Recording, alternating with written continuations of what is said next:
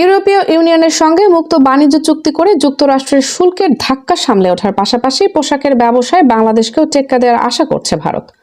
ওই চুক্তির আওতায় ভারত থেকে যেসব পণ্য ইউরোপীয় ইউনিয়নের ২৭ দেশের বাজারে প্রবেশ করবে তার অধিকাংশই বিশেষ সুবিধা পাবে।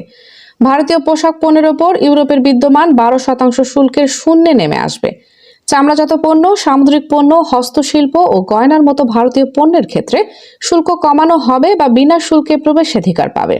প্রায় ২ দশকের আলোচনার চূড়ান্ত পরিণতি দিয়ে গত মঙ্গলবার এই বাণিজ্য চুক্তি সইয়ের ঘোষণা দেয় দুই পক্ষ।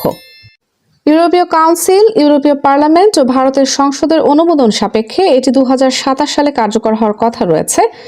ভারতের জি নিউজ এক প্রতিবেদনে লিখেছে, এই চুক্তির ফলে ইউরোপের বাজারে বাংলাদেশের পোশাকের ব্যবসার বড় অংশ ভারতের দখলে চলে যাবে বলে দিল্লি আশা করছে।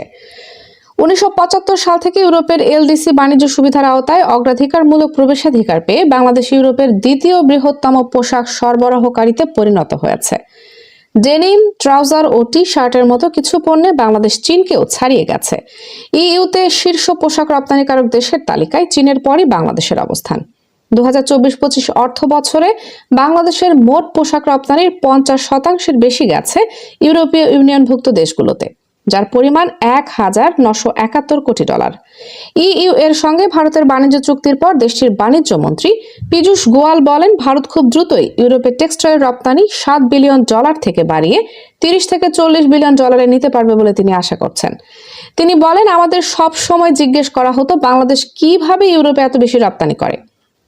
তারা শুল্কমুক্ত সুবিধা পেত এবং $৩০ বিলিয়ন বাজার দখল করেছিল। জি নিউজ লিখেছে, ইইউ এর বাজারে ভারতীয় পোশাক রপ্তানি বাড়লে প্রতিযোগিতামূলক দাম ও পণ্যের মানের কারণে বাংলাদেশ চাপে পড়বে।